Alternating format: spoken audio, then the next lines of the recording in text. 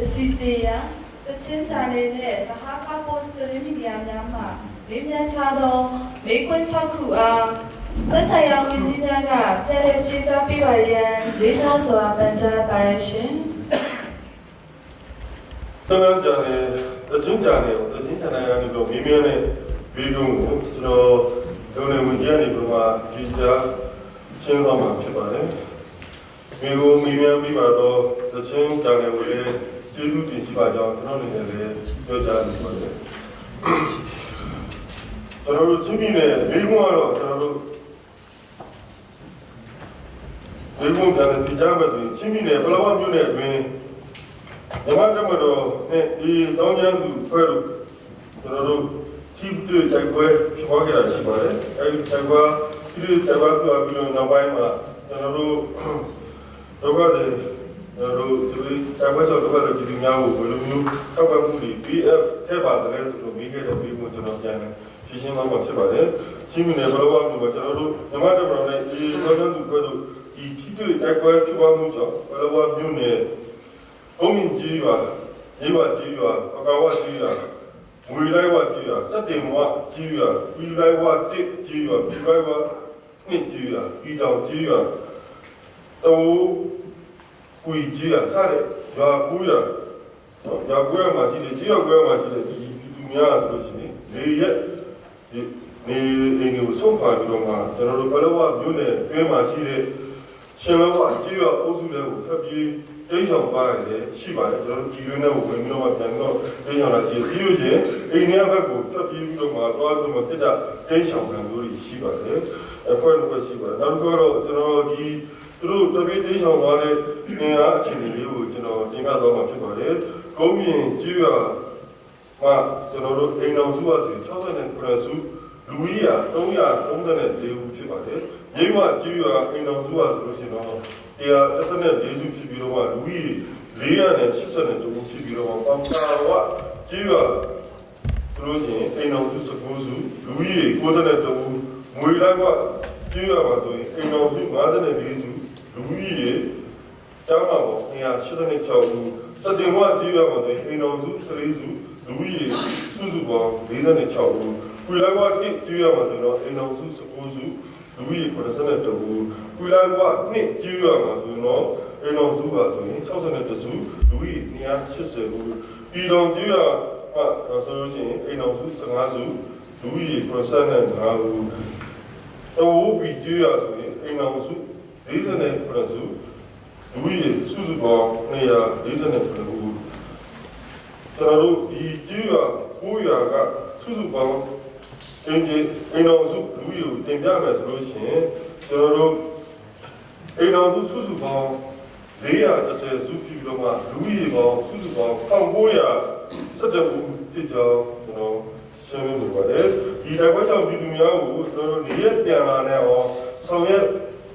비게 지금이냐고 내 신이들아 비마다 맞춰봐요. 저로 이 지야 어수 지야 미야마 그나 지야 구야는 그러면 대과정 비중이하고 저로 레야 때나 해보라고 저로 시민의 소야과의 구성 공략에 저로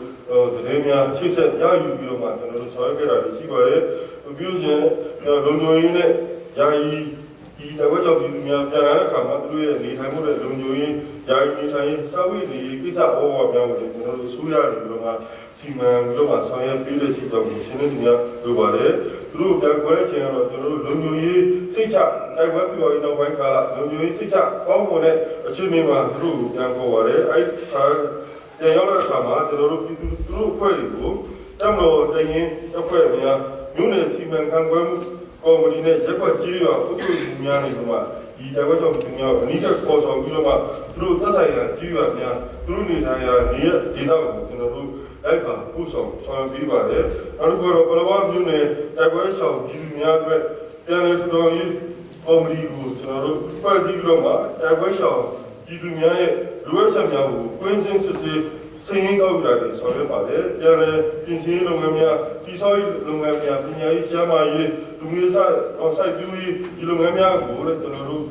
생인의 가우라 대바에 농업 가나라 지면이야 예수의 비로마 အကောင့်တွေပေါ်ဆောင်ရွက်ပြည်လေရှိပါတယ်ဒီအောင်စုဆိုရအဖွဲ့ကိုလည်းကျွန်တော်တို့ချင်းပြည်နယ်ဆိုရအနေနဲ့အချိန်နဲ့တပြေးညီနော်တရားမှုရှိသလိုအချိန်နဲ့တပြေးညီပြည်စုံကိုဒီပြောမှသတင်းချက်လက်များကိုလည်းပြီးဖို့တင်ပြခဲ့ပါတယ်ကျွန်တော်တို့တိုက်ပွဲဆောင်ပြည်သူများရဲ့လိုအပ်သောထောက်ပံ့မှုများကိုလည်းတန်တန်ဆုံးအကောင်းဆုံးဖြစ်အောင်စီပီဆုံးဖြစ်အောင်ဖြည့်ဆည်းဆောင်ရွက်ပေးခဲ့ပါတယ်ဆိုတော့ရှင်းလင်းတင်ပြလိုပါတယ်ကျွန်တော်တို့တိုက်ပွဲကာလအတွင်းပြည်မပြည်သူများထိခိုက်ဒဏ်ရာရှိမှုပြည်ဆုံးမှုတွေနဲ့အားလေးကိုကျွန်တော်ရှင်းလင်းတင်ပြသွားမှာဖြစ်ပါတယ်ကျွန်တော်တို့ဒီတောင်းကျမ်းသူအဖွဲ့တွေကနေပြီးတော့မှသူတို့ရဲ့ပြစ်ခတ်မှုကြောင့်ဘယ်နေရာမှာပြစ်ခတ်လို့ဆိုကျွန်တော်တို့မရှားကြီးရွာနဲ့စက်ချန်ကြီးရွာအုပ်စုဒုချောင်းကကြီးရွာမှာကျွန်တော်တို့ဆက်လီတွေနော်ပြစ်ခတ်တဲ့အတွက်ကြောင့်လို့အပြစ်မဲ့ပြည်သူအဲ့နေရာမှာဂျာတူမတ်တူစုစုပေါင်းတူဒီဆုံးခဲ့ပါတယ်ဒဏ်ရာရှိမှုတွေနဲ့တော့ဂျာတူမတ်တူစုစုပေါင်း၄ခုရရှိခဲ့ပါတယ်နောက်တစ်ခုကတော့မိုင်းဒီတော့လည်းသူဖွဲ့ထောင်ထားတဲ့မိုင်းငင်းပြီးတော့မှဘယ်နေရာမှာလဲဆိုရင်ကျွန်တော်တို့ငရှားကြီးရွာအနီးကားတောင်ချွန်ရင်းမှာတောင်ရားကြီးပြန်လာတဲ့အချိန်မှာကျွန်တော်တို့တော့ညသူဖွဲ့ထောင်ထားတဲ့မိုင်းကိုငင်းပြီးတဲ့အတွက်ကြောင့်မလို့ပြစ်မဲ့ပြည်သူအဲ့မှာလည်းတူတည်ဆုံးခဲ့တာရှိပါတယ်အဲကြောင့်မို့တည်ဆုံးသူစုစုပေါင်းပြစ်မဲ့ပြည်သူ၃ဒဏ်ရာ၄ဦးရှိကြမှုရှင်းလင်းတင်ပြပါတယ်သူတို့ဒီကိုကျွန်တော်တို့ထောက်ပံ့ပေးရမှုအနေနဲ့ကျွန်တော်တို့ဒီလိုမျိုးဖြစ်စဉ်ဒီလိုမျိုးကျွန်တော်တို့ဒီတိုက်ဒဏ်ရာတည်ဆုံးတဲ့အဖွဲ့တွေကိုချင်းပြည်နယ်ဆိုရအဖွဲ့တွေနဲ့ထိခိုက်ဒဏ်ရာတူဆိုလို့ရှိရင်သသိန်းကျက်ငွေကျက်သသိန်းတည်ဆုံးတူဆိုရင်ငွေကျက်၃သိန်းချက်ချင်းပဲကျွန်တော်တို့နေရာရောက်ထောက်ပံ့ပေးပါတယ်ပြီးလို့ချင်းကျွန်တော်တို့ပြည်နယ်ဘေးရန်ဆိုင်ရာစီမံခန့်ခွဲမှုဦးစီးဌာနနေပြီးမှထိခိုက်ဒဏ်ရာတူနေ9ချက်ဒီဆုံးဦးနဲ့3ချက်သူလည်းအဲ့လိုမျိုးပဲထောက်ပံ့ပါတယ်အဲကြောင့်မို့ဒါရရ၄ဦးနဲ့ဒီဆုံး3ဦးတို့ကိုစုစုပေါင်းငွေကျပ်18သိန်း5000ကျပ်ကိုချက်ချင်းပဲကျွန်တော်တို့နော်နေရာရောက်ထောက်ပံ့ပေးခဲ့ပါကြောင်းဒါလည်းရှင်းလင်းတင်ပြရပါတယ်နောက်တစ်ခုကတော့ကျွန်တော်ဆက်လက်ပြီးတော့မှထောက်ပံ့ပေးမှုအခြေများကိုရှင်းလင်းတင်ပြသွားမှာဖြစ်ပါတယ်ကျွန်တော်ဆက်လက်ပြီးအဝဲဆောင်ဒီများကိုထောက်ပံ့ပေးမှုအနေနဲ့ရှင်းပြီးနဲ့ဆိုရအဖွဲ့မြန်မာတမန်တော်တိုင်းတစ်ဖွဲ့များလူမှုဝန်ထမ်းနဲ့ကယ်ဆယ်ရေးနဲ့ပြည်내နေရာချထားရေးဝန်ကြီးဌာနဒီနေ့ဆိုင်ရာစီမံခန့်ခွဲမှုဦးစီးဌာန NGO ဖွဲ့များ NGO ဖွဲ့များအသင်းဖွဲ့များပြည်ရှင်လွှတ်တော်ကိုယ်စားလှယ်များပြည်ရင်းပြည်ပမှာလူရှင်များနေလို့မှာကျွန်တော်ထူထောင်ခဲ့တာလေးရှိပါတယ်။ဒီသေးစိတ်ကိုဖတ်ပြနေကြပါလို့အဲ့တော့ကျွန်တော်ရှင်းဖတ်ပြတော့ပါဘူး။လူဒါနစံစီစားတော့ကိုမျိုးစုဝတ်တယ်မျိုးစုအိမ်စောပစ္စည်းမျိုးစုစီဝါပစ္စည်းမျိုးစုဟောဒီတော့ကိုပစ္စည်းမျိုးစုတာမှုစုစုပေါင်း900နဲ့3သိန်းကျပ်ရှိပါတယ်။နောက်တစ်ခုကတော့လူတန်းလူတန်းဘွားတော့229သိန်းကျပ်ရှိပါတယ်။စုစုပေါင်းပေါင်းမယ်ဆိုလို့ရှိရင်1163သိန်းကျပ်ထောက်ပံ့ပေးတဲ့အကြောင်းသင်ပြရပါတယ်။ဆက်လက်ပြီးတော့မှကျွန်တော်တို့ကြီးမြတ်ဆိုရနေတော့မှပြောသူဆိုရကိုတင်ပြတဲ့အခါမှာပြောသူဆိုရနေတော့နေစေးရဝန်ကြီးဌာနကိုထောက်ပံ့ပေးနိုင်မဲ့အခြေအနေတွေကိုညွှန်ကြားတဲ့အခါမှာနေစေးဒီရဝန်ကြီးဌာနကမှဒီတိုက်ပွဲဆောင်ပြည်သူများနဲ့ဆက်လက်ပြီးတော့မှထောက်ပံ့ပေးရတာရှိပါတယ်အဲ့ဒါကိုလည်းကျွန်တော်ဆက်လက်ပြီးတော့မှရှင်းလင်းတင်ပြတော့ဖြစ်ပါတယ်နေစေးရဝန်ကြီးဌာနကနေပြီးတော့မှစံစီစာအဲနဲ့စီဝါဒိတ်ခါများဒီတိုက်ပွဲဆောင်ပြည်သူတွေအားလုံးကိုတနည်းစာဒိတ်ခါထောက်ပံ့တာရှိပါတယ်ပြီးရင်အိမ်ဆောင်ပစ္စည်းအိမ်ဆောင်ပစ္စည်းတုတ်ကအစဆိုရမီးဆိုတဲ့ဆိုတာအစဒါမျိုးတွေထူထမ်းတာရှိပါတယ်အဲ့တော့စုစုပေါင်းထောက်ကငွေစုစုပေါင်းတန်ဖိုးကိုတင်ပြမယ်ဆိုရင်1453သိန်းထောက်ပံ့ပေးခဲ့ပါတယ်အဲကြောင့်မို့ကျွန်တော်တို့ထောက်ပံ့ငွေစုစုပေါင်းအားလုံးကိုကျွန်တော်တို့ဒီနေ့ဘေးရန်ဆိုင်စီမံကိန်းဦးစီးဌာနထောက်ပံ့တာရဲ့ကျွန်တော်တို့ခုနကြီးမြင့်အစိုးရဖွဲ့ဓမ္မတမန်တိုင်းတစ်ဖွဲ့များလူမှုဝန်ထမ်းနဲ့ကယ်ဆယ်ရေးနဲ့ခြားတဲ့ဝန်ကြီးဌာနပြည်ရဲ့ဘေးရန်ဆိုင်ရာစီမံကိန်းဦးစီးဌာန NGO အဖွဲ့များပြည်ရဲ့အဖွဲ့များတို့တော်ကိုယ်စားလှယ်များပြည်ရင်းပြည်ပမှာပြည်ရှင်များစုစုပေါင်းပြည်ကျင်တဲ့ရဝန်ကြီးဌာနဒီအဖွဲ့တွေအကုန်လုံးစုစုပေါင်းတန်ဖိုးကိုတွေ့ရမှာဆိုလို့ချင်းသူတန်းတဲ့တန်ဖိုးတွေ့မှာ2634သိန်း2600တက်တိဖြစ်ကြောင်းကျွန်တော်တို့ရှင်းလင်းတင်ပြရပါတယ်ကျွန်တော်တို့ချင်းပြည်နယ်အစိုးရဘက်ချင်းပြည်နယ်ဝန်ကြီးချုပ်ကြီးကိုယ်တိုင်နဲ့ကျွန်တော်တို့အလောင်းမျိုးတွေကိုတွားရောက်ပြီးတော့မှဘယ်လိုဒီကပြည်သူများပညာရေးကျမ်းမာရေးဒေသဖွံ့ဖြိုးရေးလုပ်ငန်းဆောင်မှုလုပ်ငန်းများကိုလည်းစစ်စင်းနဲ့တပည့်ဆောင်ပြည်သူများကိုလည်းအားပေးဖြစ်စေခြင်းနော် ထောက်ပံ့မှုများဆောက်ပေးခြင်းများကိုလည်းဆောင်ရွက်ခဲ့ပါကြောင်းကိုလည်းရှင်းလင်းတင်ပြရပါတယ်အခုနကကျွန်တော်တင်ပြခဲ့တဲ့ထောက်ပံ့မှုစုစုပေါင်း2634သိန်း2600ကျပ်ကိုကျွန်တော်တို့ဘယ်လိုပြောင်းပြီးလဲဆိုလို့ရှိရင်အဲ့မှာကျွန်တော်ပလောဝမြို့နယ်စီမံခန့်ခွဲမှုကော်မတီနဲ့သက်ဆိုင်ရာရက်ွက်ကြီးအောင်ပုချုများကနေပြီးတော့ဒီအကြီးတက်ပြီးတော့မှကျွန်တော်ပံ့ပိုးမှုများကိုအချိန်နဲ့ဒီညီစနစ်တကျပြန်ပြောင်းပြည့်ရခဲ့ပါကြောင်းကိုလည်းကျွန်တော်ဒီနေ့ရှင်းလင်းတင်ပြရပါတယ်အားလုံးကျေးဇူးတင်ပါတယ်ဆိုတာလေးမိထားတာဖြစ်ပါတယ်ကျွန်တော်ချစ်သူနဲ့ဟာခါမျိုးဒီပါရဲ့ဘက်မှာရှိတဲ့စီဗီလာရဲ့ခွက်ပိုင်ဈေးကို2018ဘာနာနှစ်မှာကျွန်တော်ဘိုးလုံးကိုရင်ခွင့်ပြရမှာတန်း600လောက်ဆောင်ရွက်တာဖြစ်ပါတယ်နောက်ဒီလူလူထက်ဝင်ငွေခန့်မှန်းကျွန်တော်တန်း330ထက်ဝင်မယ်လို့တတ်မှတ်ထားတဲ့အတွက်တန်း930နဲ့ဆောင်ရွက်ဖို့အတွက်ကိုဒီနေ့ဆွာခွဲစီဝေးဆုံးဖြတ်ချက်နဲ့ကျွန်တော်တို့ design as a development company ကိုတောင်းပေးပြီးမှဈေးတိတိကျကျနဲ့ချပါခဲ့တာဖြစ်ပါတယ်ကုမ္ပဏီကမူလလျှောက်ထားတဲ့အချိန်မှာကျွန်တော်စီမင်းတာယာရဲ့ငွေလုံးငွေတန်း600နဲ့ဒီဆောက်မှာဖြစ်တဲ့အတွက် design ကိုနှစ်ထပ်ခွဲနဲ့ဆောင်ရွက်ပြီးတော့ foundation ချခဲ့ပါတယ်နောက်ပိုင်းဒီလူထက်ကိုတန်း330ပါဝင်မှာဖြစ်တဲ့အတွက်တန်း930ပေါ်မှာကျွန်တော်တို့သုံးထပ်ခွဲဆောက်မှာဆိုပြီးတော့ဆောင်ရွက်ခဲ့ပါတယ်ဒါပေမဲ့ကုမ္ပဏီကနေဆောင်ရွက်တော့လေစံညွှန်းမမီတဲ့အတွက်ကိုယ်စင်စစ်စစ်တဲ့အချိန်မှာဒီဇိုင်းနဲ့ကိုက်ညီတဲ့မရှိတာရဲ့နောက်နေ့ညပိုင်းဆိုင်လက်ခံနိုင်ခြင်းမရှိတာနောက်ကိုယ်စင်စစ်စစ်တဲ့ဒီကော်မတီဝင်များကနေပြီးတော့လက်ရှိဒီဈေးကိုအုံမြင့်ချတဲ့ဥစ္စာဟာဒီစိုက်ချင်းစံညွှန်းနဲ့မမီတဲ့ကိစ္စရဲ့နောက်မြေသိနိုင်ဒီဆောက်တဲ့ဥစ္စာခန္ဓာဝင်မရှိတာကိုတွေ့ရှိတဲ့အတွက်မူလကုမ္ပဏီကိုကျွန်တော်တို့ရက်ဆိုင်ပြီးတော့မှဒီဆောက်လို့ဝန်ကြီးဌာနအဆောက်အဦဝန်ကြီးဌာနကိုအနှံပြီးဆောင်ရွက်ဖို့စီမံတိုင်းကော်မတီတွေနဲ့စီမံသားရဒီကော်မတီဥက္ကဋ္ဌကတင်ပြလာတဲ့အတွက်ကျွန်တော်တို့ဒီဆောက်လုပ်ရေးဝန်ကြီးဌာနအဆောက်အဦဌာနကိုလှုပ်ထုတ်လို့နေအဲ့ဒါဆောက်လုပ်ဖို့အတွက်စီစဉ်ခဲ့တာဖြစ်ပါတယ်။ဒါကိုဆောက်လုပ်ဖို့သုံးထပ်ခွဲရဲ့ဒီဇိုင်းကိုကျွန်တော်အခန်း98ခန်းနဲ့ဒီဆောက်လုပ်ဖို့စီစဉ်ခဲ့ပါတယ်။ဒါပေမဲ့အခုကျွန်တော်တို့ဒီဆောက်လုပ်ဝန်ကြီးဌာနဒီအဆောက်အထူးဖွဲ့ကိုတောင်းပေးတဲ့အချိန်မှာကျွန်တော်တို့ဒီဇိုင်းရအခီဒီဇိုင်းရအခန်း125ခန်းရမှာဖြစ်ပါတယ်။ငကိုမူလစောက်မဲ့68ခန်းတဲ့9ခန်းပေါ်လာပြီးတော့အခန်း125ခန်းကျွန်တော်တို့ဖွဲ့စည်းတည်ဆောက်တော့မှာဖြစ်ပါတယ်။ဆိုတော့အခုကတော့ structure design တွေရဒီဖြစ်တဲ့အတွက်မကြခင်မှာ estimate များထွက်ပြီးတော့မှကျွန်တော်တို့ဆောက်တော့မှာဖြစ်ပါတယ်။ငွေမရှိတာငွေမလုံလောက်တာမဟုတ်ပါဘူး။ကျွန်တော်လက်ရှိကိုလည်းဒီဘာနာရေး2018ဘာနာရေးရဲ့ငွေလုံးငွေရဲ့ငွေက3600ဆယ်သိန်းရှိပြီလားဖြစ်ပါတယ်အဲ့ဒါကိုအခြေခံပြီးမှဆောင်ရွက်တာဖြစ်ပါတယ်ကျွန်တော်နှောင့်နှေးကြမ်းကြတဲ့အကြောင်းကတော့ကျွန်တော်တို့ဒီပထမဆောက်တဲ့ကုမ္ပဏီရဲ့ဆောင်ရွက်မှုအပေါ်မှာကျွန်တော်တို့အစိုးရဘက်ကနေရက်တက်ပြီးတော့မှနောက်ထပ်ဒီဆောက်လုပ်ရေးဝန်ကြီးဌာနကန့်နေရှိမှာဒီ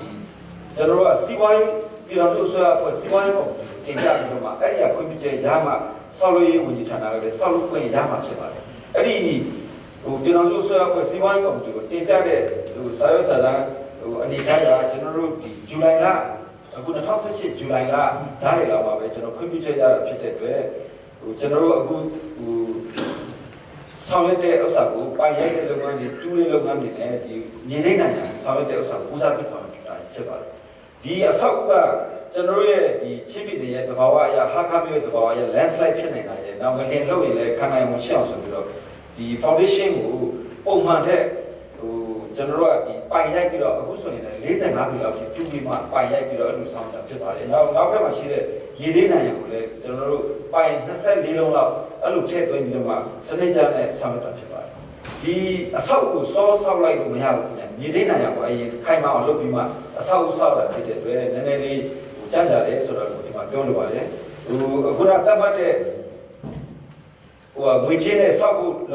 ငွေချင်းလုံလောက်မှုအပိုင်းကိုတင်ပြရရင်တော့6000ကအစင်းရှိတာဖြစ်ပြီးတော့မှပြည်သူလူထုတစ်ထက်ဝင်3300ကတော့ကျွန်တော်တို့ဒီအဆောက်ပြီးတဲ့အချိန်မှာဒါလူလူရဲ့ချက်ဝင်လည်းဆောင်းမှာဖြစ်ပါတယ်အခုငကိုဆိုင်ကအဟောင်းပိုင်ရှင်တွေက82ရှိပါတယ်အခန်းက125ခန်းဖြစ်တဲ့အတွက်ကျွန်တော်အခန်း53ခန်းကကျွန်တော်ရောင်းချဖို့ဖြစ်ပါတယ်အဲ့တော့ဒီကုန်ကျစရိတ်က ကာမင်းအောင်ကျွန်တော်တို့ကလေလံစနစ်နဲ့ရောင်းချသွားဖို့စီစဉ်ဆောင်သွားမှာဖြစ်တဲ့အကြောင်းဒီမှာရှင်းလင်းသိကြပါတယ်အားလုံးကျေးဇူးပါတယ်ကျွန်တော်အချက်ပြီးတော့မှဒီလေးပြောပါမယ်ဒီအခုနဆောလိုရီကိုကျွန်တော်ကနေတောင်းနေတဲ့အချိန်မှာဒီဇိုင်းရေးဆွဲရပါတယ်ဒီဇိုင်းရေးဆွဲတဲ့နေရာမှာအခုအစိုးရအောက်ပိုင်းအတွက်ဒီဇိုင်းရရှိပြီးသားဖြစ်ပါတယ်ဒီခုနအချိန်တဲ့အတိုင်းပဲဝေးမရှိတဲ့အပိုင်းမှာဒီချင်းနိုင်ရအတွက်ဆိုရင်အမြင့်55ပေတွေ့ရပါတယ်36ကြီးဖြစ်ပါမယ်အဲ့လိုစာအပေါ်တော့9ခုပဲဖြစ်ပါတယ်ဒီဥစ္စာကိုမြင်မြင်သိရှိနိုင်ရဲ့အတွက်စက်တလုံးမှာပြီးတော့နောက်တစ်စက်တလုံးမှာပြီးတော့အင်္ဂါမျိုးတော့မှာရောက်မှာဖြစ်ပါတယ်အပေါ်ပိုင်းအတွက်ဒီဇိုင်းကိုတော့နောက်နှစ်ပတ်မှာရောက်ရှိမှာဖြစ်ပါတယ်အောက်ပိုင်းဆောင်ရွက်နေတဲ့အချိန်မှာအပေါ်ကဒီဇိုင်းလာတဲ့အခါကျတော့အကုန်လုံးအဆင်ပြေအောင်ဆောင်ရွက်ကြမှာဖြစ်ပါကြောင်းသိပြပါတယ်ခင်ဗျာ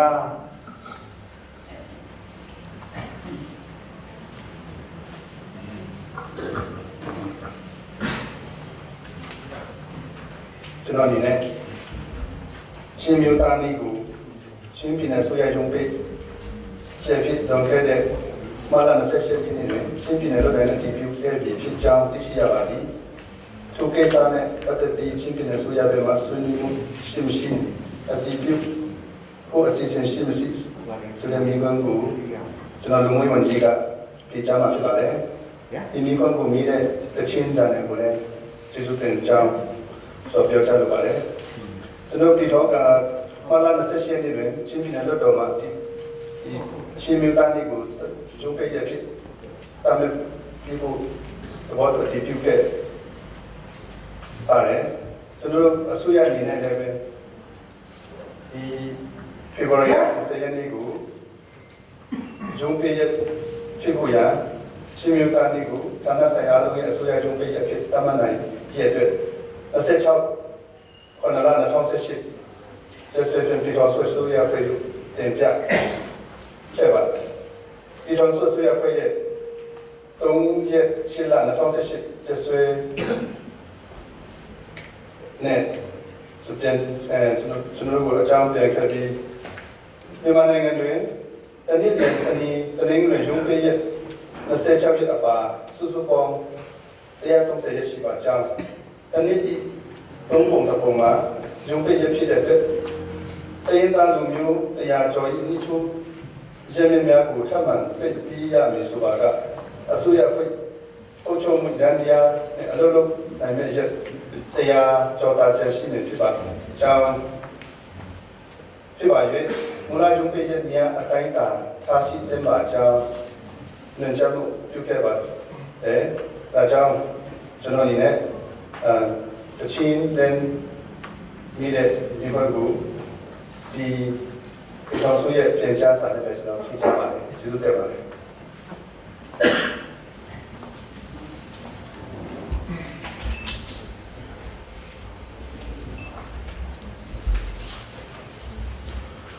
အာဂါပို့စ်ဘရင်ခနာရီကဘာဒီချင်းပြည်နယ်ဆိုရစီပင်ဝန်ထမ်းဝင်ကြီးဟောဦးဆိုင်အဒက်ကင်အားကြောင့်ဒါကမှရနာပြပြီးတယ်ဝန်ကြီးတွေကအလုံးမရနာခွင့်ရအောင်ဝန်ကြီးဟောဒီမြစ်စီကကိုချိုးပေါက်ဖြစ်ပါတယ်ဆိုရဲဘေးကုန်းနဲ့ပတ်သက်ပြီးတော့ကျွန်တော်လူတွေနဲ့တဲ့ဝန်ကြီးဝန်ကြီးဆောင်ရွက်မှာရှင်းဒီဘက်တော့မှာဖြစ်ပါတယ်ဒီစီမံဝန်ကြီးဟောဦးဆိုင်အိဆက်ခေသူဒါကမှရနာဝရကြောင်းရတော့သူ့သူပဲကျွန်တော်တို့ဖတ်ခွင့်နော်ကျွန်တော်ယာရုကနေမိမိသဘောဆန္ဒလျောက်ယာရုကနေဟုတ်တဲ့ခွင့်တင်လို့မှထွက်သွားတာပဲဖြစ်ပါတယ်သူနှုတ်ဆက်ခွင့်တင်ရတဲ့စာကိုကျွန်တော်အကြမ်းမြင်ကျွန်တော်တင်ပြရမယ်ဆိုလို့ချင်းကျွန်တော်တို့အာဂမြုပြစီမံကိန်းလုပ်ငန်းအာဂစီဒီဆောင်ရေးလုပ်ငန်းခလန်းကြီးဝေဝေးစီမံကိန်းလုပ်ငန်းများအဲ့လုပ်ငန်းတွေကိုအကောင့်တွေပေါ်ဆောင်ရွက်တဲ့အခါမှာတမတ်အချိန်ကာလအတွင်းအစဉ်ပြေချုံးမွေစွာအကောင့်တွေပေါ်ဆောင်ရွက်နိုင်ခြင်းမရှိကြပါဘူးမိမိကိုယ်ကိုယ်မှုအောက်ရှိလုပ်ငန်းများနဲ့ပတ်သက်၍တာဝန်ယူတာဝန်ခံမှုပြုသည့်နေဖြင့်မိမိသဘောဆန္ဒအလျောက်ယာရုတာဝန်မှနှုတ်ထွက်ခွင့်ပြုပါရန်ဆိုပြီးတော့မှကျွန်တော်2018ခုနှစ်မေလ ခုနကမှကျွန်တော်တို့ကိုဒီဆွဲဘက်ကစာဖြင့်တင်ပြလာခဲ့ပါတယ်။အဲကြောင့်မို့ဒီဝန်ကြီးဟောစီမံဝန်ကြီးရဲ့တင်ပြခဲ့မှုကိုကျွန်တော်တို့ဆွဲအဖွဲ့အနေနဲ့ရေးပေါ်အစည်းအဝေးဆောင်ရွက်ပြီးတော့ကျွန်တော်တို့ဒီအစည်းအဝေးဆုံးဖြတ်ချက်အနေနဲ့တော့ကျွန်တော်တို့ဒီစီမံဝန်ကြီးဟောရဲ့နောက်တစ်စာကိုကျွန်တော်တို့ဒီနေ့ဝန်ကြီးချုပ်ကနိုင်ငံတော်သမ္မတထံသို့တင်ပြရဆိုပြီးမှကျွန်တော်တို့ဆုံးဖြတ်ခဲ့ပါတယ်။အဲဒီအတိုင်းပဲကျွန်တော်တို့ဆုံးဖြတ်ခဲ့တဲ့အတိုင်းပဲနိုင်ငံတော်သမ္မတရုံးထံတင်ပြခဲ့ပါတယ်။နိုင်ငံတော်သမ္မတရုံးကလည်းကျွန်တော်တို့2019ခုနှစ်မေလ19ရက်နေ့ကျဆွဲကျွန်တော်တို့ချင်းပြည်နယ်အစိုးရအဖွဲ့ချင်းပြည်သားရေးပြည်စင်းနဲ့ဆက်မှုဝန်ကြီးပြည်တော်ဝင်ထမ်းဆောင်ခဲ့သောဆလိုင်း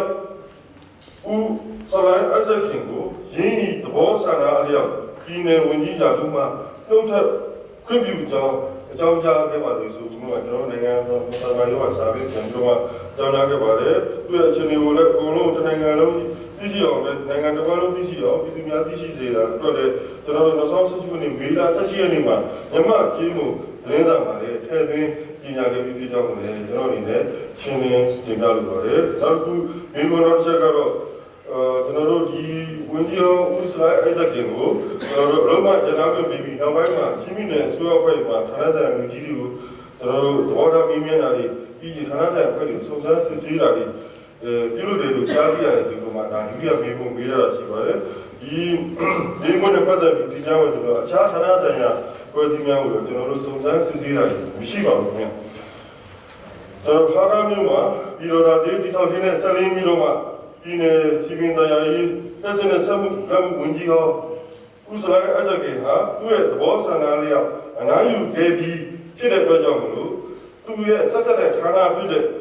ဌာနနေပြီးတာဝန်ရှိမရှိကိုကျွန်တော်တို့ဌာနဆိုင်ရာစစ်ဆေးအဖွဲ့နဲ့ကျွန်တော်တို့စုံစမ်းစစ်ဆေးများဆောင်ရွက်ခဲ့တာဖြစ်ပါတယ်ဒီကိစ္စနဲ့ပတ်သက်ပြီးတော့မှချင်းပြည်နယ်ချင်းပြည်နယ်ရေးအဖွဲ့မှတာဝန်ရှိသူအစဉ်စဉ်ကိုလည်းကျွန်တော်တို့စုံစမ်းစစ်ဆေးတာတွေဆောင်ရွက်ခဲ့တာရှိပါတယ်ကျွန်တော်တို့စုံစမ်းစစ်ဆေးတွေ့ရှိချက်များကိုမူတည်ပြီးတော့ရေးယူဆောင်မှုအနေနဲ့ကတော့ကျွန်တော်ချင်းပြည်နယ်အစိုးရအဖွဲ့နဲ့နိုင်ငံဝန်ထမ်းဥပဒေဥပဒေတို့ထုံးလူကြီးများနဲ့ဒီဆောင်ရွက်လက်ရှိပါကြောင်းလည်းပြည်ရှင်းတင်ပြခဲ့ပါတယ်နောက်တတိယချက်မိကုန်းကတော့အကယ်၍ဝန်ကြီးဟောဦးစရာအစခင်ကဲ့သို့မိမိနဲ့သက်ဆိုင်သောလုပ်ငန်းများတောင်းတမှုနဲ့ဝန်ကြီးများအားဆိုင်ရာဝန်ထမ်းများကိုရေးယူဆောင်ရွက်ရန်စီစဉ်ရှိပါသလားရှိရင်ဒီလိုစီစဉ်ထားပါတယ်ဆိုတဲ့မိကုန်းနဲ့ကျွန်တော်ဆက်ပြီးတော့ပဲဖြေကြားတင်ပြတော့မှာဖြစ်ပါတယ်ဒီမိကုန်းနဲ့ပတ်သက်လို့ကတော့ကျွန်တော်တို့အမှန်တရားမကြည်ပြိုတဲ့ဝန်ကြီးများနဲ့အစိုးရဝန်ထမ်းများရှိလာခဲ့နေတယ်ကျွန်တော်တို့ပြည်တော်စုသမ္မတမြန်မာနိုင်ငံတော်ဖွဲ့စည်းပုံအခြေခံဥပဒေပုံမှန်164ပုံမှန်ခွဲကကြီးနဲ့တိုင်းဒေသကြီးပုံမှန်ပြည်နယ်ဆိုရဖွဲ့ဥပဒေပုံမှန်52ပုံမှန်ခွဲကဝေးလို့ပါတရားကျမ်းများပြန်တော့နိုင်ငံဝန်ထမ်းဥပဒေနဲ့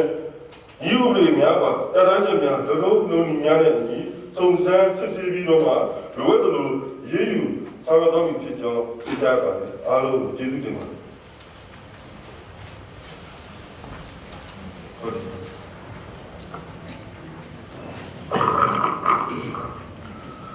နောက်ပြီးတော့ကတော့ချင်းပြည်နယ်ရှိတဲ့အကပေါ်တာဒီညံထားတဲ့ချင်းပြည်နယ်အစိုးရကိုဒီနေ့ကတည်းကလာဥဆောင်လာတဲ့တော့ဝန်ကြီးချုပ်အနေဖြင့်ချင်းပြည်နယ်များလို့ဆိုတော့ကမှနိုင်ငံပြည်လေတွေ့အုံပြုတ်ဖို့ပေါ့ချင်းပြည်နယ်များအားမရဖြစ်နေပါလေတနည်းအားဖြင့်တော့ဒီဆိုရအောင်ဆောင်တော်ဝင်ဖြစ်မီဒီယာ friendly မဟုတ်ဘူးလို့ဆိုတာအားကြပါတယ်ဒီလိုဆိုတာချက်ပေါ်မှာဝန်ကြီးချုပ်အနေဖြင့်ဘယ်လိုမှချက်ပြီးချင်ပါတယ်တို့ချက်ကတော့ကျန်တဲ့တော့အစိုးရတက်တာကလည်းချင်းမီဒီယာများကိုစရုပ်ထမှန်နိုင်ဖြစ်တဲ့တွေ့အုံပြုရန်မီဒီယာအစီအစဉ်များရှိချကြောင်းဖော်ပြရှိလိုပါတယ်ဆိုပြီးတော့မြင်မြန်ထားတာဖြစ်တာပဲဖြစ်ပါတယ်အများကြီးကြည့်တင်ပါတယ်အာကပေါ်စုဒီလိုမြင်မြန်တာလည်းကျွန်တော်အနေနဲ့ပြန်လေစင်ပြခံရတဲ့အတွက်လည်းကျွန်တော်ဝန်တာပါတယ်ကျွန်တော်အနေနဲ့ဒီစ สรุปถ้ามันในเพจเรียนมีเดียงานกูเนาะชิ้นทุกเป็นชิ้นมีเดียหมดเนาะงานกูอะไรท่าพิจารณาสิบาร์เลยลูกตัวเนาะกูขันจุท่าบาร์เลยบางทีสุดแล้วตัวเนาะกูได้มีเดียเนี่ยมีคนเดียวเราตัวเนาะกูได้พิจารณาสิบาร์เลยที่ชิ้นมีเดีย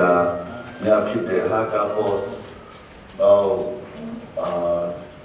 พลังเพิ่มมาสู่ชิ้นเล่นให้เรา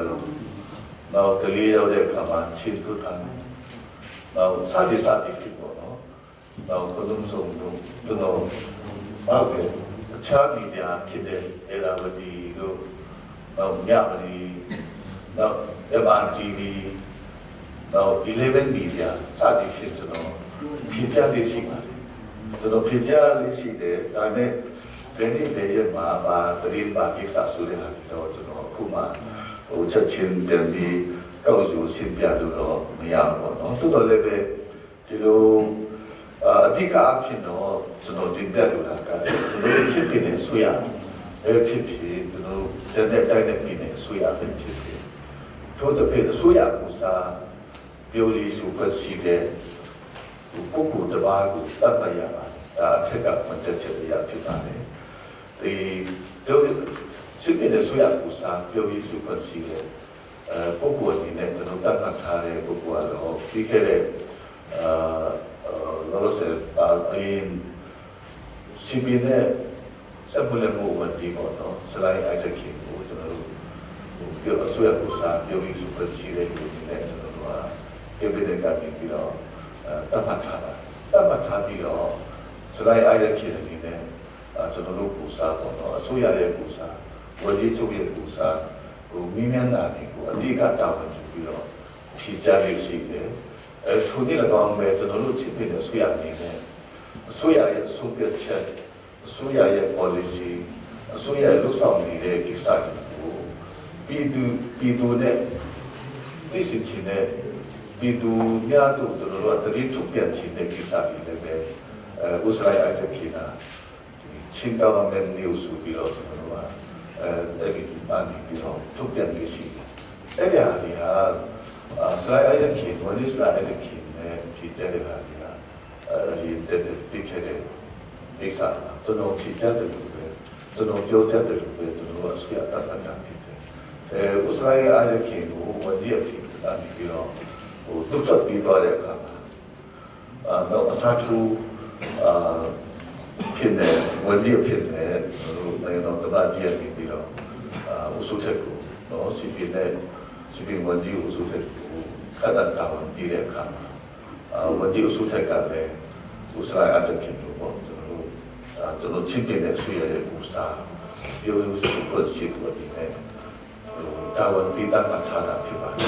အဲ့ဒါတော့ချင်းမီဒီယာများဖြစ်ဖြစ်မိမိမီဒီယာတွေဖြစ်ဖြစ်သိချင်တာတွေမြင်ချင်တာရှိလို့ရှိရင်တော့တို့ချင်းပြည်တဲ့ဆိုရကူစားဝန်ကြီးအစုထက်ကိုတို့မြင်မြန်နိုင်တယ်ပြီးတော့ဝန်ကြီးအစုထက်တဲ့နေနဲ့လည်းအတတ်နိုင်ဆုံးစူးစမ်းပြီးဖြည့်ချတော့မှာဖြစ်ပါတယ်ထို့တဲ့ကောင်းတဲ့ဝန်ကြီးအစုထက်မရှိတဲ့အချိန်မှာချင်းပြည်တဲ့ဆိုရရဲ့ဆောင်ရွက်ချက်တွေရုံးလုပ်ငန်းတွေပြီးတော့အမင်းဝန်ချက်စသည်ဖြင့်ဒီကိစ္စနဲ့ပတ်သက်လို့ရှိတော့အသေးစိတ်အတိကသိရှိတဲ့ပုဂ္ဂိုလ်ကတော့ချင်းပြည်နယ်အစိုးရဖွဲ့ဒုရင်မူဒုတိယဝန်ချက်မှုချုပ်ဦးကျော်စုဖြစ်ပါတယ်သူ့ကိုကျွန်တော်တို့မြင်မြင်လို့လည်းရပါတယ်သူ့စီကိုဆက်သွယ်ပြီးစုံစမ်းလို့လည်းရပါတယ်วันนี้กูสุดท้ายจะสิ่งที่มาสุยาตุนิโมเนี่ยจะไปมีเงินเดือนมาสุยาตุนิโมเนี่ยเลยแต่ในส่วนที่กำลังดูอัตรานี่ก็เลี้ยงช่วยเนี่ยนี่ช่วยมีเหตุการณ์เนี่ยดูอัตราที่เชิงดีเนี่ยสัตว์สิ่งเนี่ยที่สิ่งตัวที่ในส่วนผู้ที่มาเนี่ยวันนี้ทุกดูสองเจ็ดทีวันนี้ฐานะมีอะไรวันนี้ตีဆောင်ရွက်ပြီးပို့ပြီးလည်းဆွေရတူညီမှုအနေနဲ့တော့အများဆုံး generally သိရှိနိုင်တဲ့ပုဂ္ဂိုလ်ဖြစ်တဲ့အတွက်ဒုတိယမှန်တယ်မှုချုပ်ဖြစ်တဲ့ဆွေရတူညီမှုဆက်လက်ပြီးတော့ ဆက်သွယ်မိမြင်နိုင်ပါတယ်လို့ကျွန်တော်ဖြေကြားလိုပါတယ်မီဒီယာအနေနဲ့လည်းပဲချင်းတဲ့မီဒီယာပဲဆက်ပါတယ်ကျွန်တော်အနေနဲ့ဥစားပြေးရွေးချက်ကိုလည်းရှိပါဘူးကျွန်တော်ကခရီးထွက်တာလည်းများတယ်တော်လိုက်ပြန်လိုက်တယ်ပြီးတော့စီးပွားတက်လိုက်တယ်ကျွန်တော်ချင်းပြတဲ့ခုတော်လာပြီးတော့ဒီစာဝေးလုပ်ငန်းတွေစီမံကိန်းလုပ်ငန်းတွေဥစ္စာကြီးစီမံခန့်ခွဲမှုလုပ်ငန်းတွေမှာခရီးထွက်တာများပါတယ်ရတော့ဖြစ်တော့လမ်းပေါ်မှာအခြေအနေအများကြီးကိုဖြစ်ပါတယ်အဲ့ဒါတော့မီဒီယာများနဲ့တက်ဆိုင်ပေါ့ DSCC နဲ့ချိန်ယူပြီးတော့ဖြည့်ချပြီးတဲ့အချိန်ကဒီမှာတော့မှနေပါတယ်ကျုံကြီးကျုံတယ်လို့ကျုံတဲ့အခါမှာကျွန်တော်မီဒီယာကိုခွဲခြားရွေးချယ်ခြင်းမရှိတဲ့ဥစားပြရတယ်ရှိတယ်ကျွန်တော်မြတ်တာတဲ့ဆက်ဆံတယ်လို့ကျွန်တော်ခံယူထားပါတယ်။ဘာလို့လဲနောက်ကစားပြီးမှာကျန်ရှိတဲ့အချိန်ဒီမှာလည်းပဲဒီမှာရောက်ရှိလာတဲ့သတင်းမီဒီယာအဖွဲ့တွေကိုလည်းဒီတက်ရောက်လာတဲ့အထူးပဲကြည့်လို့ရှိတယ်။တကယ်ပဲကျွန်တော်စိတ်ထဲကဝန်မြောက်ဝန်သားတဲ့ကျွန်တော်ကျူဆူတယ်။ဒီကနေ့ကျွန်တော်တို့ပြည်နယ်ဆွေးရနေတယ်ပြည်နယ်ဆွေးရဖွဲ့နေတယ်ကျွန်တော်စီးလင်းပြီးတယ်ပြင်ပြပြီးတဲ့ဆက်လက်ပြီးတဲ့အကုန်လုံးပြေဆုံးမှုမရှိဘူးဆိုတာကျွန်တော်သဘောပေါက်ပါတယ်။ဒီပြသတင်းတွေတရားများသိချင်တဲ့ဟာတွေလည်းအများကြီးကြက်သေးတယ်။မြင်ချင်တဲ့ဟာတွေလည်းအများကြီးရှိအောင်မယ်လို့ကျွန်တော်ယူဆပါတယ်။တော်တော်လည်းအချိန်ကလည်းကျွန်တော်တို့ဝန်ကြီးတွေကကိုလိုနာနဲ့ကိုခရီးထွက်တဲ့မနေ့ပြန်ပြီးတော့မှစီဝေးတက်ရောက်နေဝန်ကြီးလည်းရှိပါတယ်။ဒါကြောင့်ဒီစီဝေးပြီးလို့ရှိရင်ချက်ချတော့မှဖြစ်တဲ့အတွက်ဒီချက်ကျေပြည့်တဲ့ဒီဖြည့်ချက်တွေဒီချက်ပြီးဆုံးတဲ့ဖြည့်ချက်တွေလုပ်ချင်ပြီးတယ်ဒါသူချုပ်ပြီးလို့ဆောင်တော့တာဖြစ်တဲ့ကြောင့်လည်းကျွန်တော်ပြောပြလိုပါတယ်။နောက်လာမယ့်အချိန်တွေမှာလည်းအခုလိုပဲသတင်းမီဒီယာသမားတွေကစောစောကျွန်တော်ပြောပြတော့တယ်သင်ပြတော့တယ်စကားပရိသတ်တာတဲ့မီဒီယာဥပဒေမီဒီယာကျင့်ဝတ်များများကြီးကျွန်တော်တို့အစိုးရနဲ့ပူးပေါင်းဆောင်ရွက်ပြီးတော့ကျွန်တော်တို့ကိုယ်ကြီးပြည့်စုံချင်ပါတယ်မြေတိုင်လက်ခံချင်ပါတယ်ထို့တစ်ဖြစ်ကျွန်တော်တို့အစိုးရရဲ့ဒီတို့အတွက်ဖတ်ပြရေးတူတဲ့ဆောင်ရွက်မှုတွေစီးပွားရေးရင်းနှီးမှုအမှုတွေနိုင်ငံတကာနဲ့အလုပ်ငန်းရှင်တွေရင်းနှီးမှုအမှုတွေရှင်ကျေးဇူးဒီနာရှိတဲ့ဥပဒေဆောင်တဲ့ဘက်မှာသတင်းမီဒီယာသမားတွေရဲ့ပန်ပိုးပုံကြီးကိုဒီဖြန့်ဝေပြီးကိုလည်းချိုးအရေးကြီးတဲ့အကြောင်းတွေကျွန်တော်သဘောပေါက်ပါတယ်။နောက်ပြီးတော့ဒီကျွန်တော်တို့ပြည်နယ်အတွင်းမှာလိုအပ်တဲ့လုံခြုံရေးအချမ်းသာရေးတရားဥပဒေစိုးမိုးရေးအတွက်လည်းသတင်းမီဒီယာသမားတွေရဲ့ပုံကြီးပန်ပိုးပုံအများကြီးလိုအပ်ပါတယ်။ပညာပြီးတော့ဒီမိုကရေစီစနစ်ဆိုတာကတရားဥပဒေစိုးမိုးတရားဥပဒေအောက်တရားဥပဒေကျင့်သုံးလိုက်လာတယ်ကျင့်ကျွန်တော်တို့ကအလိကတာရှိမှမွေးထုတ်နိုင်မှကျွန်တော်ဒီမိုကရေစီနဲ့ညီအောင်ကျွန်တော်တက်ရှိနိုင်တာလုပ်ရှာနိုင်တာဖြစ်ပါတယ်အဲ့ဒါတော့ဥပဒေပေါ်မှာဒီထိုင်စစ်ကြံတဲ့အလေးကျင့်တွေရှိကိုဆိုတာလည်းကျွန်တော်တို့အစိုးရတစ်ခုတည်းရဲ့အမိန့်အာဏာနဲ့ရုပ်လို့ဆုံးလုံးမရပါဘူးလွှမ်းခြုံနိုင်အဲ့ဒါတော့ဒီသတင်းမီဒီယာသမားတွေရဲ့ဒီ awareness လုပ်ပြီးဖို့ပညာပေးရေးတာဟောပြောဆွေးနွေးပြီးဖို့ပညာပေးပြီးဖို့ပဲအများကြီးလိုအပ်တယ်ဆိုတာကျွန်တော်သဘောပေါက်ပါတယ်အဲ့ဒါတော့လာမယ့်အချိန်ဒီမှာကျွန်တော်စိတ်နဲ့ဖွံ့ဖြိုးတိုးတက်ပြီးအတွက်တော့ဘုရားဥပဒေစိုးမိုးရေးနဲ့အချမ်းသာရေးအတွက်တော့သတင်းမီဒီယာများနဲ့ကျွန်တော်ချက်ပြီးဆွေးရတယ်ပူပေါင်းဆောင်ရွက်ပြီးကြပါကျွန်တော်တို့အနေနဲ့တတ်နိုင်ဆုံးစောစောတုန်းကပြောသလိုသတင်းမီဒီယာဥပဒေနဲ့ကျင့်ဝတ်တိခါတွေနဲ့ကျင့်ဝတ်တွေနဲ့ညီအောင်ကျွန်တော်တို့လျှောက်ပြီးအပြုအပေါ်ဆောင်တဲ့ပူပေါင်းဆောင်ရွက်မှုတွေနဲ့ဆက်လက်ဆောင်ရွက်ပြီးကြပါလို့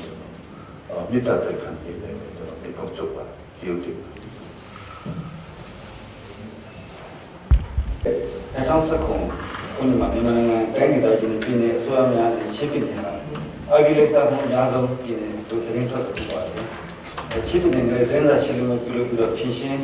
ဆောင်ရွက်မှုများပြုလုပ်ခဲ့ပါတယ်တိုးတော်လည်းအဂိလိစာမှုများချစ်ပြည်နယ်တို့မှာရောချခြင်းရှိတဲ့တင်နာကိုရင်းဝန်ခံခဏခြင်းနဲ့အခြားသောနယ်ပယ်များမှာမြင့်တဲ့စေဒီကြောင့်ကြားသိရပါတယ်အဂိလိစာမှုတော့ရရှိအစွမ်းနဲ့ဘလို့အစီအစဉ်တွေချမှတ်ထားတယ်အဲ့ဒီအစီအစဉ်ကောင်းတဲ့ပုံစံမျိုးပတ်သက်ပြီးအကျိုးသက်ရောက်မှုရှင်းပြများကနေဆင်းပြည်သူများကိုရှင်းပြစေလိုပါတယ်လို့အဲ့လိုမြင်ထားရှိပါတယ်ကျွန်တော်တို့ဒီနေ့မြန်မာနိုင်ငံဟာခြားဆောင်မြန်မာရဲ့တိုင်းပြည်မှာပါတယ်လို့ရေဘူးရအဖြစ်တော့လက်ခံထားကြပါတယ်ဒါပေမဲ့မြန်မာနိုင်ငံအတွင်းမှာရှိတဲ့ကျွန်တော်တို့တိုင်းပြည်ဆက်လူခုမှာဘယ်တိုင်းကအဂိလိုက်ဆောင်မှုအမြင့်ဆုံးဘယ်တိုင်းကအင်းရှင်းဆုံးဆိုတာကတော့ဒီဖြည့်ရှင်းဖို့ခက်ခဲတဲ့ကိစ္စဖြစ်ပါတယ်အဲဒါကြောင့်ကျွန်တော်ချင်းပြည်နယ်ဆိုဟာဒီပြည်နယ်တိုင်းဆက်လူခုမှာခြားဆောင်မှုအမြင့်ဆုံးအများဆုံးပြည်နယ်ဖြစ်တယ်လို့ပြောလို့ရှိရင်ကျွန်တော်တို့အနေနဲ့ဘယ် data နဲ့ဘယ်ချက်လက်တွေအခြေခံပြီးတော့ဒါမေးရတယ်ဆိုတော့ကျွန်တော်မြင်များဖို့ဖြစ်လာပါတယ်။နောက်တစ်ခုကကျွန်တော်တို့ဒီarchitecture corporation နဲ့ပတ်သက်ပြီးတော့ကျွန်တော် highlight လုပ်ပြီးတော့ဖြေရမယ်ဆိုတော့area 3ခုပေါ့နော်။အဲ့ဒါကတော့ပထမတစ်ခုကတော့တင်ငါရောင်းချတဲ့နေရာမျိုးဖြစ်နေပါတယ်။နောက်တစ်ခုကဒုတိယကတော့ဝန်ထမ်းခန့်တဲ့နေရာဖြစ်နေပါတယ်။နောက်တစ်ခုကတော့ဒီမြေရရှိမှုပေါ့ပုံစံတက်လာတက်ချောက်ပြန်လုပ်တဲ့နေရာမျိုးလေးဖြစ်နေပါတယ်ဆိုတော့ကျွန်တော်တို့တန်ခါရောင်းချတဲ့ဥစ္စာပါလေကျွန်တော်သမရရုံးကထုတ်ပြန်ထားတဲ့တိမေဆောင်2019အတိုင်းကိုကျွန်တော်အစွမ်းအခွင့်အရေးမှာစနစ်ကျနဲ့ဆောင်ရွက်ပြီးလုပ်တာဖြစ်တဲ့အတွက်ဒီဟာကိုတော့ကျွန်တော်တို့အနေနဲ့ကင်းရှင်းတယ်ဆိုတာပြောလို့ပါတယ်ဒီကျွန်တော်2016မှာဒီတန်ခါရောင်းချမှုနဲ့ပတ်သက်ပြီးတော့ဒီလူထုတွေကပြောတာရှိပါတယ်ကုမ္ပဏီတွေကလည်းတက်တဲ့ခံတဲ့ကိစ္စတွေတချို့ရှိပါတယ်ဒါပေမဲ့correction အများဆုံးဖြစ်တယ်လို့လုပ်တဲ့အနေအထားမျိုးတွေ့ပါဘူး2016အခြေအနေများကိုကြည့်လို့ရှိရင်ဒီအခုနောက်ပိုင်းထုတ်တဲ့တည်ရအောင်2019နဲ့ကျွန်တော်တို့ဒီအင်္ဂါကိစ္စများကိုစနစ်ကျဆောင်တာဖြစ်တဲ့အတွက်ဒီ correction အနည်းဆုံးဖြစ်တယ်လို့ကျွန်တော်တို့ပြောလို့ပါတယ်။မြေယာဂရန်လျှောက်တဲ့ကိစ္စများနဲ့ပတ်သက်ပြီးတော့လေဂရန်ထုတ်ပြဖို့အတွက်ကိုကျွန်တော်ချင်းပြည်နယ်အစိုးရအနေနဲ့ cabinet မှာစနစ်ကျဆုံးဖြတ်ပြီးမှဆောင်ရွက်တာဖြစ်တဲ့အတွက်ဒီ correction ဖြစ်နေတဲ့အနေအထားမရှိကြောင်းကျွန်တော်အနေနဲ့ရှင်းလင်းတင်ပြလိုပါတယ်။ကျွန်တော်တို့တကယ်လို့များအမှန်တကယ်တိုင်ကြားမှုရှိတယ်လို့ရှိတော့ကျွန်တော်သတင်းပေးပါကျွန်တော်တို့အနေနဲ့ဒီစစ်ဆေးပြီးတော့အရေးယူဆောင်သွားမှာဖြစ်ပါတယ်။ဒါကလည်းကျွန်တော်ဝန်ကြီးချုပ်အနေနဲ့ cabinet အစည်းအဝေးမှာအကျဉ်းချင်းကားညွှန်ပြီးတော့ကျွန်တော်တို့အစိုးရအဖွဲ့ကတာဝန်ရှိတဲ့ဌာနဆိုင်အကြီးအကဲများကအစည်းအဝေးတွေမှာကျွန်တော်တို့လမ်းညွှန်ပြီးဖြစ်တဲ့အတွက်ဒီ correction ဟာကျွန်တော်တို့စွတ်စွဲတယ်လို့တော့မရှိဘူးဆိုတာကိုကျွန်တော်အနေနဲ့နည်းနည်းရှင်းပြပြတော့ပါတယ်။နောက်တိုင်းဒေသကြီးပြည်နယ်အစိုးရအဖွဲ့များနဲ့ဝန်ထမ်းခန့်ထားရေးလို့ဒီတိုင်လာကိစ္စလို့အဲ့ဒီဟာမျိုးမှာစနစ်ကျနဲ့ဌာနဆိုင်အကြီးအကဲများကဆောင်ရွက်ရတဲ့အတွက်ဒီတိုင်ဒီ correction ကိစ္စတော့အခြားတိုင်းနဲ့ပြည်နယ်ထက်ပုံများတယ်ဆိုတာမဖြစ်နိုင်တဲ့အကြောင်းကျွန်တော်တို့ဒီမှာရှင်းလင်းပြပြလိုပါတယ်။ဒီ agriculture တိုက်ဖြည့်အနေနဲ့ကျွန်တော် agriculture ကော်မရှင်ကိုဖွဲ့စည်းထားပြီးဖြစ်ပါတယ်။နောက် agriculture တိုက်ဖြည့်ဥပဒေများလည်းထွက်ပြီးဖြစ်တဲ့အတွက်တကယ်လို့ဥပဒေနဲ့ညီအရေးယူဆောင်ရွက်ဖို့လိုခဲ့ရင်ကျွန်တော်တို့ဥပဒေလုပ်ထုံးလုပ်နည်းနဲ့ဒီအရေးယူဆောင်ရွက်သွားမယ့်အကြောင်းတင်ပြလိုပါတယ်။နောက် agriculture လက်ပြလိုက်မှုနဲ့ပတ်သက်ပြီးသတင်းပေးဖို့တိုင်ကြားလို့ရှိရင်တော့ကျွန်တော်ပြည်နယ်အစိုးရဒါမှမဟုတ် agriculture တိုက်ဖြည့်ကော်မရှင်ကိုတင်ပြတိုင်ကြားလို့ရှိရင်ကျွန်တော်တို့ဥပဒေနဲ့ညီအရေးယူဆောင်ရွက်သွားမှာဖြစ်ကြောင်းဖြစ်တိုင်းဒီကိုချုပ်ပါတယ်အားလုံးကျေးဇူးပါတယ်။ ဟုတ်ကဲ့ပြည်နယ်ဆိုရအဖွဲ့ဝင်ဝင်ချင်းများအားအထူးပင်ကျေးဇူးတင်ရှိပါရရှင်အစီအစဉ်ရသတင်းစာရှင်းလင်းပွဲခမ်းနားပြီးမြောက်ကြောင်းကြေညာခြင်းအစီအစဉ်ဖြစ်တဲ့အတွက်2018ခုနှစ်အောက်တိုဘာ16ရက်နေ့တွင်ကျင်းပပြုလုပ်သောချင်းပြည်နယ်ဆိုရအဖွဲ့၏ပြည်သူ့အတွက်ဒုတိယနှစ်တာဆောင်ရွက်ချက်များသတင်းစာရှင်းလင်းပွဲခမ်းနားအောင်မြင်စွာပြီးမြောက်ကြောင်းကြေညာအပ်ပါရရှင်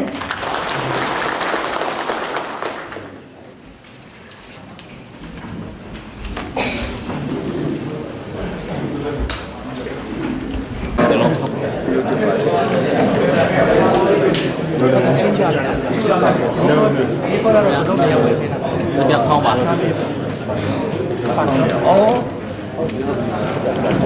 我打的直接就几包，开那种。那个啊，路ကများတယ်တော့တော့ဆက်လာမာဘလန်နဲ့ပြောဖြစ်တာပြောပြီးတော့အဲ့ဒါလေးတွေလည်းဒါမတ်တာလာတဲ့ချက်တွေပါတော့အဲ့တော့အဲ့ဒါကြီးမားတယ်ကြောက်တယ်ဒါကြောင့်ချက်မလို့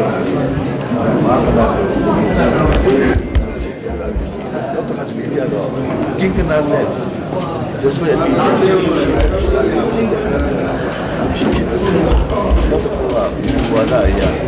ပရိုဒူရတဲ့ချင်းတွေရပြီးတဲ့ကိစ္စတွေခါတည်းမြင့်တက်တယ်တော့အဲ့ဒါမျိုးဆိုတော့ကျွန်တော်အချင်းချင်းACC ဖြစ်ပြီးတဲ့လက်ဖြီးတာဒီမှာပြတ်တာတခုနဲ့ပတ်သက်တယ်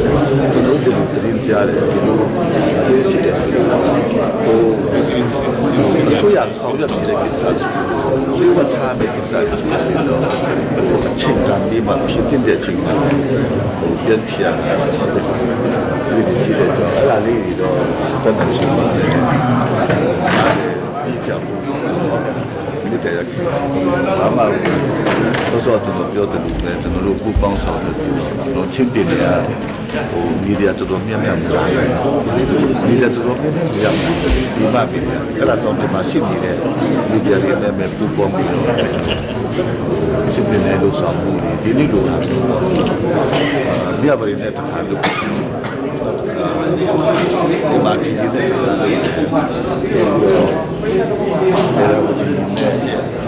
အဲ့လိုမျိုးပေါ့သူတို့ဆောင်ရွက်ချက်တွေကျွန်တော်တို့ရှင်းပြတယ်အဲ့လိုချိန်မျိုးမှလည်းကျွန်တော်တို့ကနောက်ဆိုတော့ဖြစ်ကြတယ်ကျွန်တော်တို့အားရယူနေတာကြာပြည့်တဲ့ခါမှာလည်းဒီလိုပဲလာရောက်တဲ့ရောက်ပြီးကျွန်တော်ဖြစ်တဲ့ခါ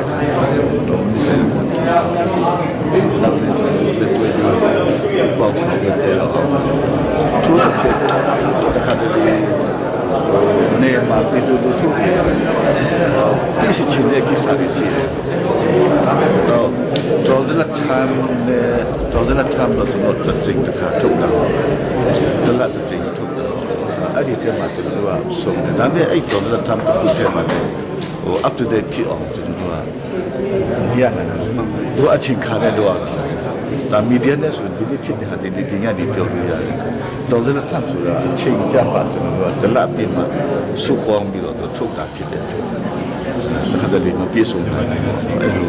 မျိုးချီတယ်မှာလည်းလည်းပူပြီးပြေဆုံးနိုင်တယ်ကျွန်တော်ကချိန်မလို့ပေါ့နော်ဝန်ကြီးရဲ့ဖုန်းနံပါတ်လေးတွေလည်းကျွန်တော်ပေါ့ကျွန်တော်များတော့မေးကြပါဟုတ်တယ်သိစိတ်ချင်းတယ်အဲ့လိုဖုန်းဆက်ပြီးတော့နေလို့ရှိရင်လည်းတက်နိုင်ဆိုတော့ကျွန်တော်တို့ဆွေရတူရင်ဘူးပေါ့နော်ဟုတ်ဆွေရတူရင်ဆိုသူရဖုန်းနံပါတ်လေးလည်းဆိုပြီးတော့သူဖုန်းနံပါတ်နဲ့မြင်လို့ရှိရင်လည်းဖြစ်နိုင်လို့ဖြေလို့ရတဲ့ဟာမျိုးဖြေသွားမယ်တကယ်လို့ကျွန်တော်တို့များဆွေးနွေးပြီးမှအတီးပြုတ်ပြီးမှပြောပြဟာမျိုးဆိုလို့ရှိရင်လည်းအဲ့လိုပဲပြင်နိုင်နေပြန်ဖြစ်လာတယ်ဟိုမှာတကယ်လေးဆွေရလုပ်ငန်းဆိုတော့ဟိုမှာထုတ်ပြန်တဲ့အချိန်ရှိတယ်ဟိုထုတ်ပြန်လို့မဖြစ်သေးတဲ့အချိန်တွေရှိတယ်အဲ့ဒါလေးတွေလည်းအဲ့ဒါမျိုးဆိုတော့ကျွန်တော်တို့ကလုံးဝဖြေလို့မရဘူးတဘောတော့ဒါတော့နားလည်ပြီးတိုင်းအဲ့ဒါမျိုးကြိုက်တယ်ဟိုမဖြေတဲ့ခါမှာလည်းနည်းနည်းနားလည်ခွင့်တော့ကြည့်ကြဖို့ပြောချင်တယ်အားလုံးလည်းကျေးဇူးတင်တယ်